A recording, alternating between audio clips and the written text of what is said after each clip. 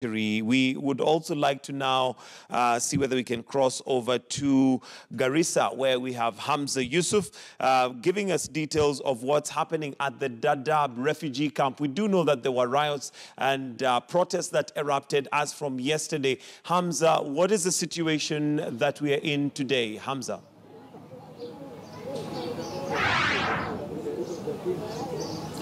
Well, Michael Gitonga, thank you so much. It seems that things is quite different now. Yesterday, we witnessed a riot between police and demonstrators here. As you can see, this is the main gate of the UNHCR camp. As you see, they have lit up some tires, but the police came and, put off the fire. People here are saying I'm mad with the non-governmental organization. They have not been giving them priorities in terms of job and everything. So let's speak to few of them and listen their reaction.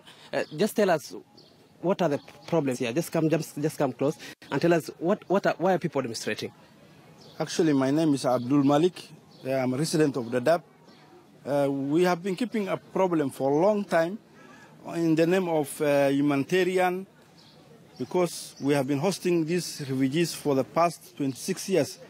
It is slightly more than even a quarter century.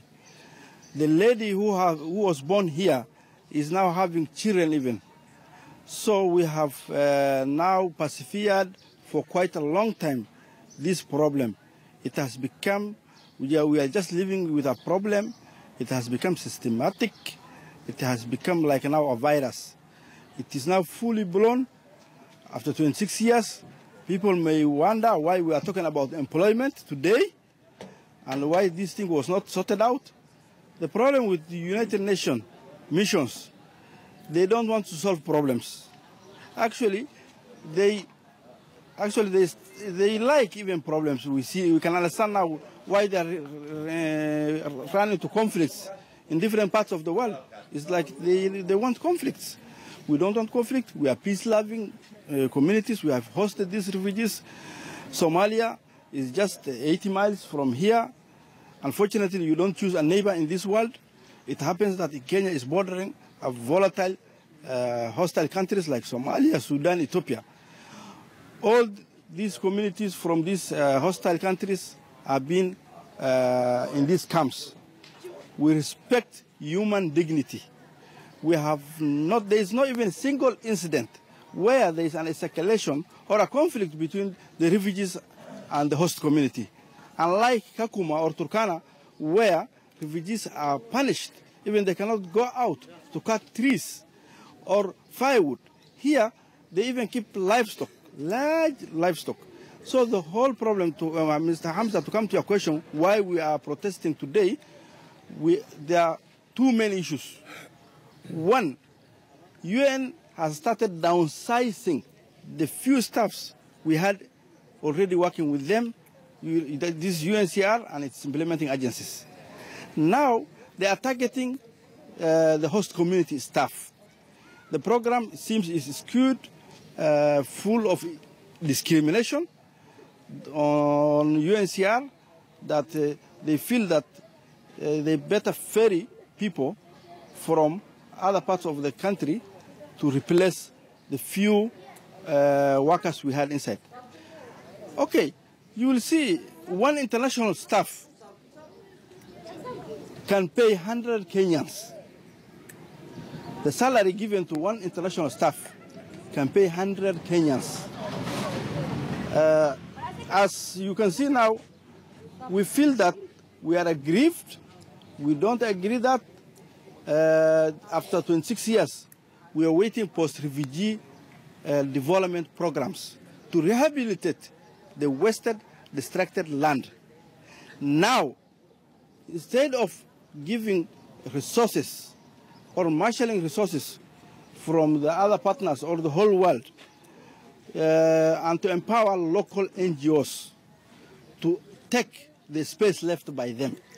Okay, what do you think will be the solution now? What do you advise? It's very simple. The issue we are talking about is to address two issues.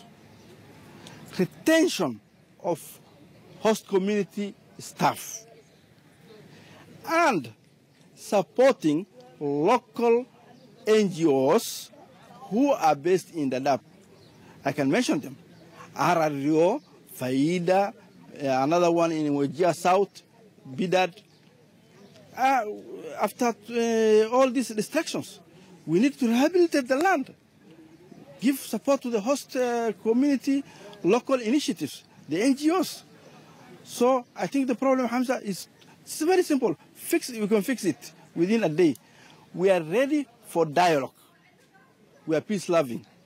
We told them yesterday through the DC, they called us, they said, we want to talk to you. But the senior manager of the head of operation UNCR just left to Nairobi. He's not giving this matter the attention it deserves. And we told them we cannot talk until our leaders, elected leaders, the MCA and the MP, come to Dadaab. Thank you. Thank you so much. That is one of the residents here in Dadaab refugee camp. He's saying he's a parent. He has been living here for his entire life.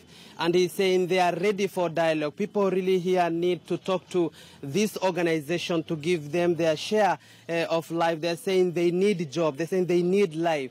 And one of the things that they're arguing since yesterday, we have been engaging them, we have been talking to them, is that they're saying the refugees have taken over their job. People who come from other counties have taken over their job, and they need also that to be considered by the non-governmental organizations. The demonstration is still on. As you can see here, the administration police and also Kenya police are still here, and they are still monitoring the situation here in Dadaab. They are not doing any harm to the community. What they're saying, some of them had saying that we understand where your pain come from. We understand what you guys are going through, but only that you need to do your demonstration in a very peaceful way so that they can also see the human part of this situation. Back to you, Gitonga.